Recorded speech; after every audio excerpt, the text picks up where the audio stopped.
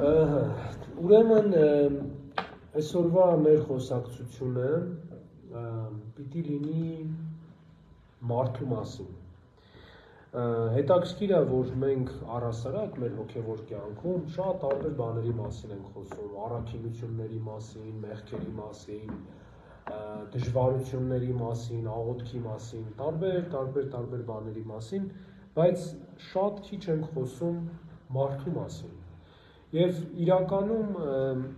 գիտեք շատ հասկացողություններ կան, որ մենք ապրում ենք առանց ինքներս մեզ հարց տալու, եւ այդ կարծրատիպերը մի տեսակ ուղղորդում են մեզ մեր կյանքում, բայց երբեք մենք չենք անդրադառնում, լավ, բայց ինչ են սրանք։ Եվ այդ կարծրատիպերից մեկն էլ մարդու մասին հասկացողությունն է։ Մենք շատ հազվադեպ ենք մտածում, թե ինչ ասել է մարդ, այսինքն ինչ պիտի ունենա արարածը, որ մենք իրան համարենք մարդ, ու ինչ պիտի չունենա, որ մենք իրան մարդ չհամարենք, հա? Այսինքն տեսեք, հիմա եւ միշտ եթե ուզում եք ճշմարտությունը իմանալ, միշտ երեխաներին պետք է հարցնել այդ ճշմարտության մասին, երբ որ երեխաներին հարցնեք, օրինակ մարդը ինչ է, իրենք ինչ են ասում, արտաքին հատկանիշներ են, չէ՞, թվարկում, ասենք, չգիտեմ, ոտք ունի, երկու ոտք, երկու ձեռք, բան եւ այլն։ Բայց ու մենք էլ, չէ, իդենտիֆիկացիա ենք անում մարդուն, հենց տենց։ Տեսնում ենք, որ ինչ-որ մարդանման մեկն է, ասում ենք մարդ է, ուրեմն։ Հետո մի հետաքրքիր բան էլ կա, գիտեք, որ բոլոր կաթնասուններից, աշխարհի բոլոր կաթնասուններից, մարդը եզակի արարածն է, որ ունի տենց մի հատ գեր ունակություն իր մեջ դեմքերը տարբերելու, հա, որովհետև մնացած ոչ մի կենդանի դեմքերը այդքան չի կարող տարբերի, ըստ էության ձեր կատվի համար շատ տարբերություն չկա, ասենք ուրիշ կատվի դեմքի վրա, որովհետև ինքը ընդհանուր ինչ-որ բաներ է տանում, իսկ իրանք առանձնյակները իրար ճանաչում են հոտով, տարբեր այդ ֆերամոններով եւ այլն, ու դրա համար էլ երբ որ գալիս է մի տարիք, օրինակ կատվազգիների մոտ, հա, որ ձագը մեծանում է, լքում է այդ խումբը, հետո իր ծնողը իրան կարա չճանաչի։ Ըստ էության կարելի չճանաչի, որովհետև իր այդ բնազդային այդ ֆերմենտները ճանաչելը բան եւ այլն կորում է, բայց մենք կարանք ոչ ես իհարկե, բայց մարդիկ առհասարակ կարան մի մարդուն մի անգամ տենան ու սարքյանքը հիշեն իրան, հա, իր դեմքը, բան, անունը եւ այլն։ Ես 20-րդ անգամից եմ հիշում, բայց ամեն դեպքում մարդիկ կան, որ հիշում են մի անգամից մարդկանց դեմքը ու մինչեւ իրենց կյանքի վերջ են հիշում։ Ուրեմն տեսեք, երբ որ մենք մեծանում ենք, նախ եւ առաջ մարդ համարելու համար մեզ մենակ արտաքին տվյալները պետք չեն, հա, մենակ բավական չեն արտաքին տվյալները, այսինքն յուրաքանչյուր ոտքերով ու ձեռքերով մարդանման մեկը տեսնելու մենք չենք ասի իրան մարդ է։ Հետո մենք սկսում ենք մտածել, որ մարդը դա գիտակցություն ունեցող արարածն է, այսինքն պիտի նաեւ ունենա այդ արտաքին ամեն ինչը։ Նայեք, ես իհարկե կարամ խոսքս ավելի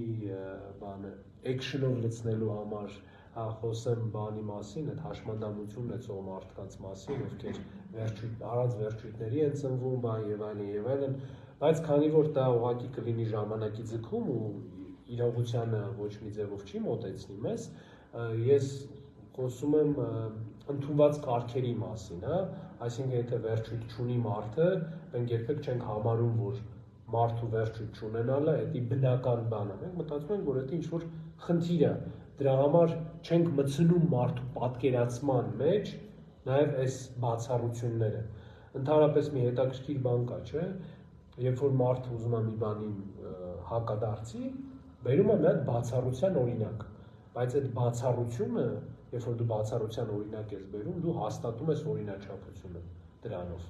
Դրա համար ես բացառություն չեմ բերում, մի քիչ ես տրամաբանական սիլոգիզմ էր, չգիտեմ։ Եթե օրինակ մենք ասում ենք բոլոր տղամարդիկ թիկնեղ են, ու մենք ասում ենք, բայց այդպես այն մեկը թիկնեղ չի, այդ նշանակում է այդ մարդը հաստատում է այն օրինաչափությունը, որ բոլորը թիկնեղ են, բայց այն մեկը թիկնեղ չի։ Հաստատում է եւ բացառությունը եւ օրինաչափությունը։ Մի խոսքով Ուրեմն հետո մենք սկսում ենք գիտակցության մասին մտածել։ Սկսում ենք մտածել, որ մարդը պետք է ունենա գիտակցություն, որ արարածը պետք է ունենա գիտակցություն, որ մենք իրան համարենք մարդ։ Բայց այս ժամանակ մեր կյանքի փորձառության ընթացքում մենք հասկանում ենք, որ մարդուց մարդ գիտակցության մակարդակները շատ տարբեր են։ Եվ վերջի վերջո կան մարդիկ, ովքեր տարական գիտակցության խնդիր ունեն, ոչ թե նրա համար, որտեղ իրենք մտավոր հետամնաց են, այլ նրա համար, որտեղ իրենց հետաքրքրությունների սահմանը իրենց բնազներից այն կողմ չի լինում, չէ՞։ Եվ տենց մարդկանց տեսնելու համար ընդհանրապես երևանյան բակեր պետք է իջնել տղաների հետ զրուցելու մեծամասնության, որովհետև զրույցների հիմնական թեման բնազդային կարիքները բավարարելու մասին է։ Այսինքն նույն զրույցը, եթե մենք գայլերի, առյուծների ու արջերի մոտ լսենք, ոչ մի զարմանք չի առաջացնի մեր մոտ, որովհետև գայլի էլ, առյուծի էլ, արջի էլ ամբողջ մտահոգությունը սոված չմնալն է, բազմանալն է, ով որը չուտեն, հա։ Ու լավ մորթի ունենալն է, որպեսզի նաև ինքը դուր գա շրջակա միջավայրի էքերին։ Հիմա այդ նույն տղաների մտահոգությունն էլ լավ հագուստ, լավ մեքենա, լավ տեսք, հա, ու ես տղաների մասին եմ խոսում, բայց նաև իհարկե աղջիկներն էլ այդպես շատ չեն տարբերվում այդ մտածողությամբ։ Ուրեմն հիմնական գիտակցական հենքը, մեխը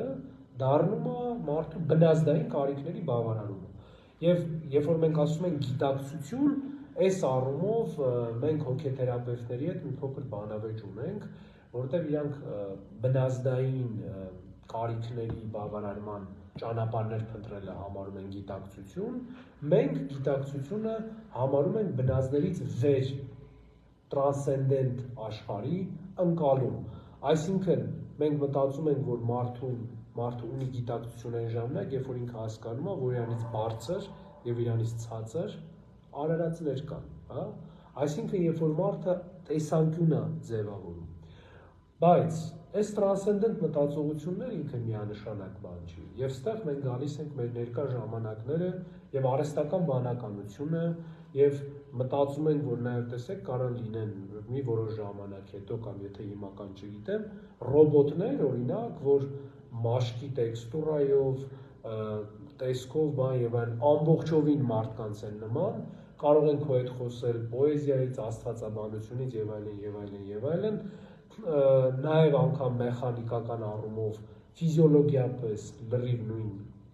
կարգը ունեն, այսինքն մարսողություն ունեն, նյութափոխանակություն եւ այլն եւ այլն եւ այլն, բայց իրանք ռոբոտ են։ Ու անպայման չի, չէ՞, նյութն էլ չի որոշում ռոբոտ կլինի, թե չի լինի։ Այսինքն անպայման չի երկաթից կամ ինչ-որ մետաղից սարքած մի որ ռոբոտ լինի։ Նույն ձևի կարելի է ասել, չգիտեմ, արհեստական ոսկորներից, մսից սարքել մեկը, որ աշխատում է ոչ թե ուղեղով, այլ արհեստական բանականությամբ։ Եվ ըստ էության գալիս կանգնում է էլի այս մի կարևոր հարցը. ով է մարդը, ում մենք մարդ կարող ենք համարել։ Որովհետև վերջի վերջո մեր փրկության ամբողջ պատմությունը, մեր փրկության ամբողջ ճանապարհը մարդ ու Աստված հարաբերությունների ճանապարհն է։ Բայց խնդիրը ստեղն է, երբ որ եթե մենք, տեսեք, մենք ի սկզբանե, երբ որ ասում ենք Աստված, մենք ընդունում ենք, որ մենք չենք կարող սահմանել, թե ով է Աստված։ Հա, մենք Աստծուն գիտենք այնքան, ինչքան որ Աստված ինքն է իրան հայտնում մեզ։ Բայց մի հաջորդ կողմին ենք, երբ որ մենք գալի, մարդուն։ Արդյոք մենք ճանաչում ենք մարդուն, ու մենք գիտենք ով է մարդը։ Ուրեմն սիրելիներս, ի սկզբանե ասեմ, մարդաբանության մեջ ոչ անատոմիայի էլի, այլ մարդու մասին գիտության ընդհանրապես մեջ շատ տարբեր փիլիսոփայական ուղղություններ կան։ Ու կա ուղղություն, օրինակ, որ մոտավորապես այսպես է մարդուն ձևակերպում, որ մարդը լեզվի իրացնողն է։ Մարդը լեզվի իրացնողն է։ Էսի առաջի այդ փիլիսոփայական ուղղություններից մեկն է։ Կա նաև փիլիսոփայական ուղղություն, որը մտածում է, որ մարդը սոցիում ստեղծող արարածն է, այսինքն ինչպես մենք կարող ենք տարբերել արհեստական բանականություն ունեցող ռոբոտին ու մարդուն, այս երկու փիլիսոփայական համակարգերի մեջ եթե դնենք, նախ եւ առաջ ռոբոտը օգտագործում է այն լեզուն, որը ստեղծել է իր համար մարդը, հա, այդ կլինի ծրագրավորման լեզու, թե ուրիշ ամեն ինչ, այսինքն կոմունիկացիան, լեզվական կոմունիկացիան, ինֆորմացիայի փոխանակումը լինում է կոնկրետ մարդու ստեղծած լեզվով։ Եվ երկրորդը արհեստական բանականություն ունեցող ռոբոտի համար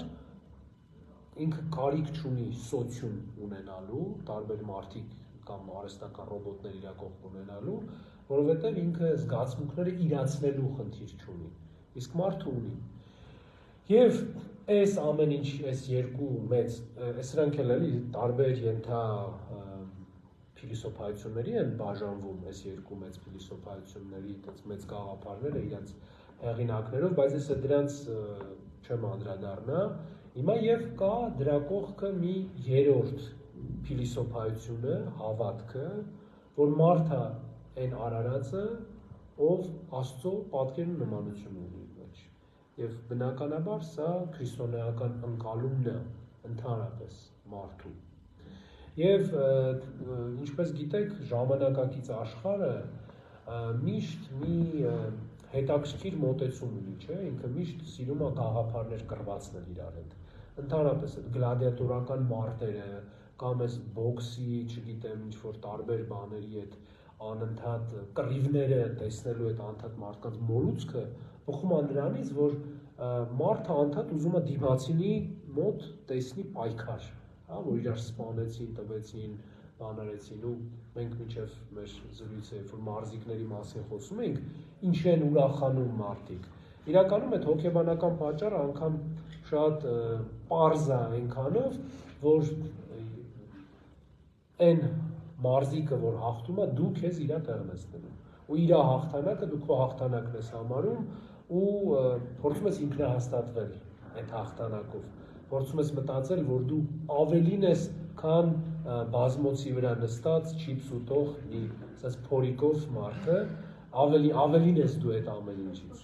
Հա, բայց պարտությունը մարդիկ երբեք իրանց հետ չեն ասոցացնում։ Պարտությունը միշտ լինում է այդ մարզիկի պարտությունը, հաղթանակը լինում է իրանց հաղթանակը։ Եվ այս անընդհատ կռվածնելու այս մոլուցքը աշխարհի ու այդ մեդիայի ընդհանուր, հա, այդ սոուսը, որով մատուցվում է ընդհանրապես մարդկանց կյանքը, որ անդադ մեկը մեկի հետ պայքարում է, նաև մտնում է մարդու մասին պատկերացումների մեջ եւ ամեն մի ուղղություն փորձում է հակադրվել մեկը մյուսին։ Եվ տեսեք, օրինակ լեզվաբանները ասում են, որ սոցիումը հնարավոր եղավ ձևավորելու միայն այն ժամանակ, երբ որ մարդիկ ունեցան լեզու, երբ որ կարողացան շփվել իրար հետ, եւ կարողացան հասկանալ իրար։ Ասում են, եթե չի կարող, մարդիկ չեն կարող իրար հասկանալ, չի կարող նաև լինել սոցիում։ Եվ ըստ էության ինչա բխում սրանից, որ ինչքան որ լեզուն հասկանալի լինի տարբեր մարդկանց համար, այնքան կամրապնդվի ավելի սոցիումը մարդկանց։ Եվ իհարկե մենք չեն կարող չգնալ Բաբելոնի աշտարակաշինության պատումը այս ժամանակ։ Եվ ինչ մի հետաքրքիր բան կա ստեղ, տեսեք, կա ընդունված կարծրատիպ, պատկերացում, որ Աստված Բաբելոնի աշտարակաշինության ժամանակ լեզուներ տվեց մարդկանց, բայց Սուրբ Գիրքը տենց չի ասում։ Սուրբ Գիրքը ասում է իջնենք ու խառնենք լեզուները, հա? Այսինքն ոչ թե նոր լեզուներ տանք, այլ խառնենք լեզուները, հա? Ինչ է սա նշանակում, երբ որ մարդիկ, տեսեք ու վերջի վերջո հիմա մենք Հայաստանում ունենք, չէ, տենց պատկեր ամեն օր մեր առաջ, երբ որ շինարարության վրա աշխատում են տարբեր լեզուներ կրող մարդիկ, հա, հնդիկներ, պակիստանցիներ, հայեր, եզդիներ, ռուսներ եւ այլն։ Նույն շինարարության վրա աշխատում են։ Մեկը մեկի լեզուն չի հասկանում, բայց շատ սինխրոն շինարարություն դուք կարող եք տեսնել այնտեղ։ Ոչ մեկ իր լեզուն չհասկանալու համար չի տալի պատը խանդում, էլի, այլ շարունակում են այդ ամեն ինչը անել, որովհետեւ վերջի վերջո կարելի է ցույց տալ այդ ամեն ինչը, էլի։ Լեզուն խառնել Սուրբ գրքում նշանակում է վեճ լինի իրանց մեջ, հա, գաղափարական տարաձայնություն լինի իրանց մեջ։ Եվ վերջի վերջո լեզուների ձևավորումը լինում է բաբելոնյան աշտարակությունից շատ հետո, երբ որ տարբեր խմբեր, տարբեր տեղեր են սկսում գնալ։ Եվ լեզվաբանության, լեզվի ծագման մեջ էլ մի հատ շատ կարևոր թեզ կա, որ լեզուն սկսում է ձևավորվել այս ժամանակ, երբ որ առանձին մարդկանց խումբ երկար ժամանակ իզոլացված ապրում է։ Հա, ինքը սկսում է արդեն ունենալ իր սեփական լեզուն։ Այսինքն մի սերունդ որոշում է, որ սա կոչվում է աթոռ, փոխանցում է հաջորդ սերնդին, այն մեկը այն մի սերնդին ու վերջ, այդ լեզվի մեջ այս առարկայի անունը դառնում է աթոռ։ Ուրեմն, այսինքն ինչն է այստեղ խնդիրը, որ լեզուն ավելի ձևավորվում է սոցիումում, ոչ թե լեզուն է ստեղծում սոցիումում։ Այսինքն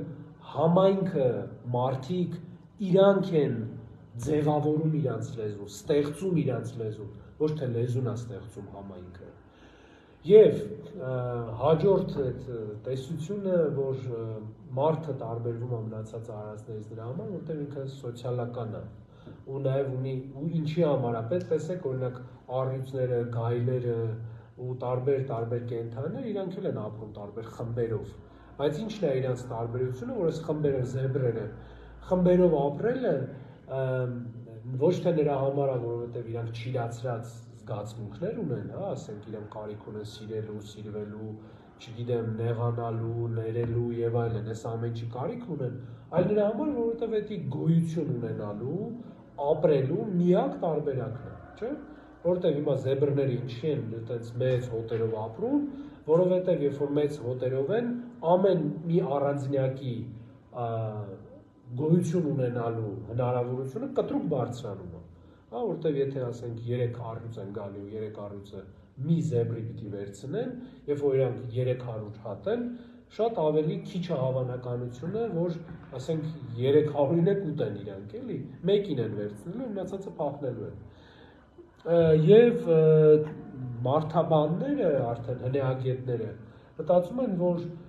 մարդկային առաջի խմբերը հենց ձևավորվել են այս անհրաժեշտությունից, որ իրանք կարողանան գոյություն ունենալ, բայց ոչ մեկ չի դնում այն պահը,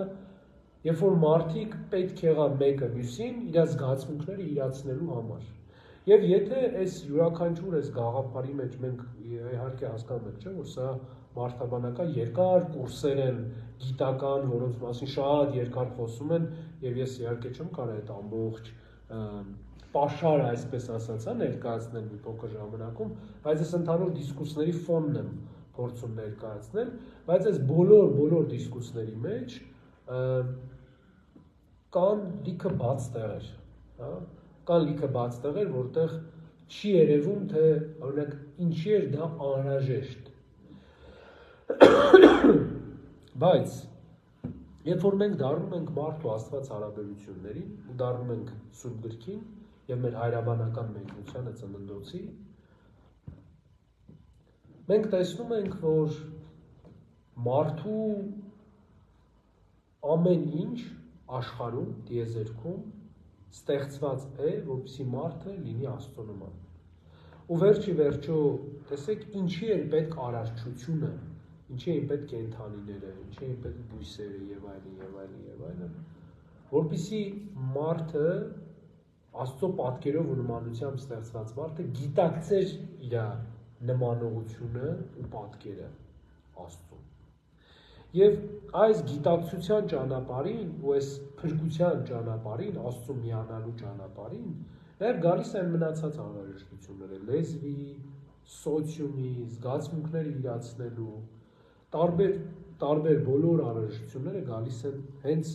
այս մի կարևոր մարդու նպատակից, վերջնանպատակից, Աստծուն նմանվելու նպատակից։ Եվ ուրեմն սիրելիներս, եթե մենք սկսենք, մենք էլի մեր հարցը տանք, հա, ով է մարդը։ Ուրեմն մարդը Աստծո նմանողությամբ ստեղծված արարածն է։ Եվ Աստծո նմանողությունը ոչ թե արտաքին նմանողությունը, այլ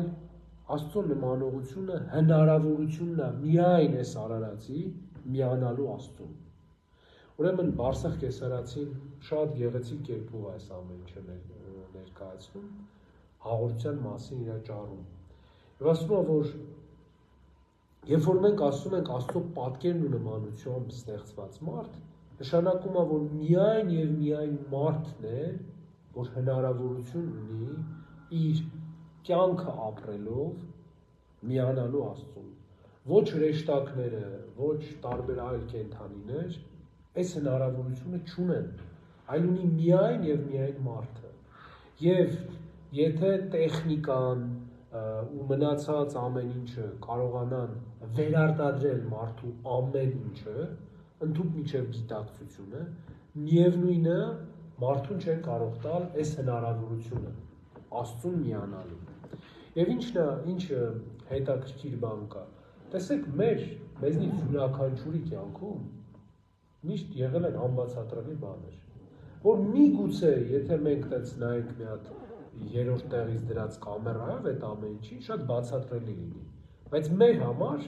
միշտ եղել են, չէ՞, անբացատրելի շատ բաներ։ Եվ ինչն է ամենամեծ խնդիրը, որ մեր կյանքում մենք ուզենք թե չուզենք, մենք գերբնականի ազդեցությունը տենում ենք մեր մեջ։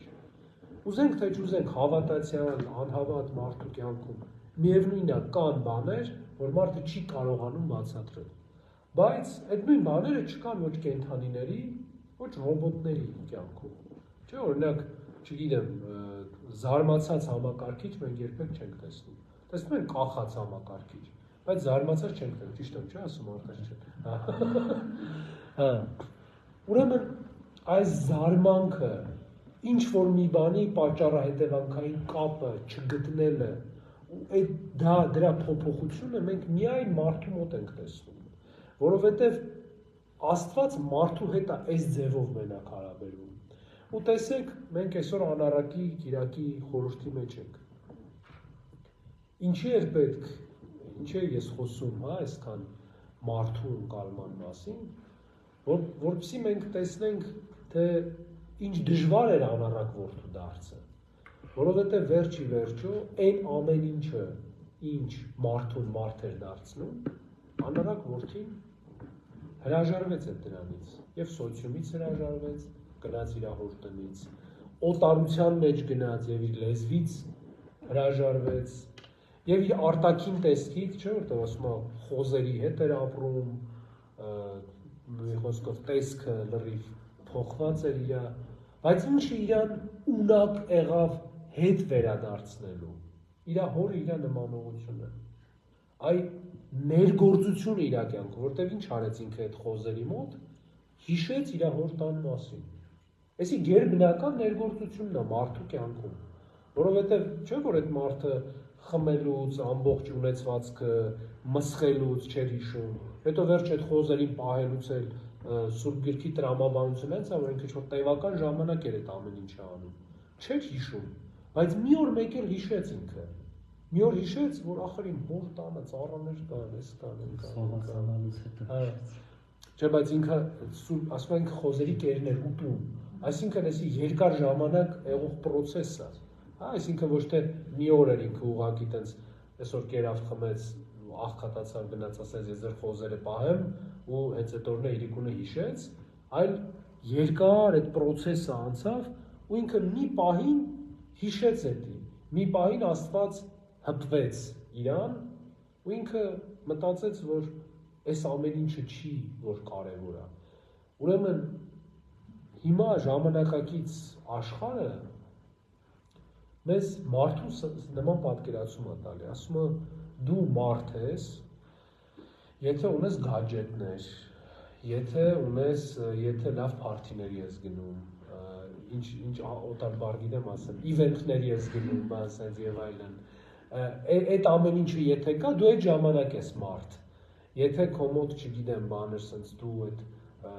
AirPods սենց դրած ականջից սենց վազում ես առավոտները բան եւ այլն, էտա քեզ մարդ էտա դարձնում, հա, ճանապարհորդում ես աշխարհով մեկ, զբաղվում ես քո սիրած գործով, կոտրում ես սահմանները, բան եւ այլն, այդ ժամանակ ես դու միայն մարդ եւ վայելում ես Twix վերջում։ Այսինքն ուրեմն մարդկանց տալիս են կեղծ արժեքներ, ասում են, որ այս սրանք եթե չեղավ, դու այն մարդ չես։ Եվ անառակ որդին իրականում այս արժեքների զոհ մեկն էր, որովհետև ինքը ինչ էր մտածում, ինքը ամեն ինչ ուներ ըստ էության, ոչ մի խնդիր կյանքի մեջ չուներ, բայց ինքը մտածում էր միջև ես այս ամեն ինչը չանեմ, ես մարդ չեմ լինի։ Ու ինքը ինչ արեց, ինչ ունեցավ, վերջի վերջո ունեցավ անկում այդ ամեն ինչից։ Որտեղ վերջի վերջո տեսեք, ես շատ տարբեր հարցազրույցներում բան եւ այլն լսել եմ տարբեր հարային մարդկանցից, որ ասում են կյանքում պիտի ամեն ինչ փորձես։ Եվ այս շատ դեռահասներ, շատ մարդիկ ես լսել, ասում են, դե ամեն ինչի մեջ մտնում է նաեւ թմրանյութը, մտնում է նաեւ անկանոն սեռական կյանքը, մտնում է պարաշուտով թռնելը, ամեն ինչ մտնում է այդ ամեն ինչի մեջ, չէ՞։ Որովհետեւ ասում եք ամեն ինչ պիտի փորձես, այդ նշանակում ամեն ինչ պիտի փորձես։ Բայց այստեղ գալիս է մի բան, որ կան բաներ, որ եթե դու դա փորձում ես, դու հետ դարձի ճանապարհ չես ունենում։ Որտեւ հասարակ բան ձեզ ասեմ, գիտեք, այս քիմիական այդ թմրանյութերը կան, չէ՞, LSD-ն, կրիստալները, որ ասում են։ Ուրեմն այդ դրանց փորձելը, մի անգամ փորձելը, հերիք է, որ մարդը փսիխոզ ձեռք բերի։ Մի անգամ օգտագործելը բավարար է, որ մարդը ու գիտեք ինչն է հետաքրքիր, երբ որ մասնագետների հետ խոսում ես, ասում ես կախվածություն առաջացնում, ասում է երբեք չի էլ հասնում կախվածության։ Մարդը մահանում է մինչև կախվածություն ձեռք բերելը։ Ուրեմն տեսեք, կան բաներ, որ մեզ ներշնչվում են, որ մենք մարդ լինելու համար, պետք է այս ամեն ինչը ունենանք, բայց իրականում մենք կորցնում ենք մեր մարդկությունը հենց այն ժամանակ, երբ որ մտածում ենք, որ մենք ամեն ինչ պիտի փորձենք մարդ լինելու համար, որովհետև վերջի վերջո անառակ որդու գտած ամենամեծ ճշմարտությունը ո՞րն էր, որ ինքը ինքն է, հավատարիմ է ինքն իրեն, երբ որ իր հոր մոտ է։ Եվ մեր ամենակարևոր ճշմարտությունն էլ դա է, որ մենք ենք այն ինչ ենք, երբ որ մեր երկնավոր հոր մոտ ենք մենք, երբ որ Աստծո ներկայության մեջ ենք։ Ուրեմն մարդ լինելու համար եւ Աստծո մարդ լինելու համար մենք նախ եւ առաջ պետք է հասկանանք ոչ թե մենք ինչպիսի մարդ ենք աշխարհի համար, այլ Աստված մեր մեջ մարդ տեսնում է թե չէ։ Մի հետաքրքիր առակ կա, չէ՞։ Ոչ թե առակ այլ իրական ինչքան գիտեմ պատմություն է մի փիլիսոփայի հետ, քրիստոն առաջի երկրորդ դարերի հեթանոս, գիտեք, որ հրապարակներում հունական բանավեճեր էր լինում, մի կողմից մի թեզի պաշտպանողներ, մյուս կողմից մեկը, եւ Իրենիոս Լեոնացու մասին մի պատմություն կա, որ վիճում է մի հեթանոս փիլիսոփայի հետ, եւ այս հեթանոս փիլիսոփան դուրս է գալիս հրապարակ, ասում է, նայ, ասում է, եթե դու ինձ ասես ցույց տու քո Աստծուն, ես ցույց կտամ։ Ասում է, այս ասում է, Զևսը, չգիտեմ, ասում է, դու ցույց տուր քո Աստծուն, ուր է քո Աստվածը։ Եվ Իրենիոս Լեոնացին մի հատ շատ լավ պատասխան է տալի, ասում է, ին քո մեջ ցույց տուր մարդը, եւ ես քեզ ցույց կտամ Աստծուն։ Հիմա սիրելիներս, ամենակարևոր բանը նախ եւ առաջ մենք պիտի մեր մեջ տեսնենք այն մարդուն, որ Աստված է ստեղծել։ Եվ ինչը ոչ պակաս կարևոր է, պիտի դիմացինի մեջ տեսնենք նաեւ այն մարդուն, որ Աստված է ստեղծել։ Եվ Քրիստոսի ասածը, որ երբ որ իրան հարցրեցին, ո՞րն է ամենամեծ պատվիրանը, ասաց առաջինը գիտես, սիրիր քո Տեր Աստծուն, քո ամբողջ հոգով, մտքով եւ զորությամբ։ Այդ մեր մեջ Աստծուն տեսնելն է, հա? Մեր մեջ մարդու ստեղծած Աստծուն տեսնելն է։ Եվ երկրորդը, որը ոչ պակաս է, քան առաջինը, սիրիր մերձավորիդ ինչպես քո անձը։ Այդ էլ դիմացինի մեջ տեսնելն է այդ ամեն ինչը։ Ուրեմն մեր քրիստոնեական հոգևոր կյանքի մարդու մասին մեր պատկերացման խարիսխը, կենտրոնը նրա մեջ է, որ մենք յուրաքանչյուր մարդու մեջ կարողանանք Աստծուն տեսնել ու Աստծո աչքերով նաև մարդուն տեսնել, որովհետև դուք չեք մտածում, չէ՞, որ ասենք Աստված, որը մարդու դատում է իր, ասենք, մեքենայով, իր iPhone-ով, իր շորերով, իր կերածով, Instagram-ի էջով, տենց չի դատում, չէ՞։ Նայում է ներսը, հա։ Այսինքն, ինչն է ամենամեծ խնդիրը, որ մենք էլ կարողանանք մարդկանց տենց նայել,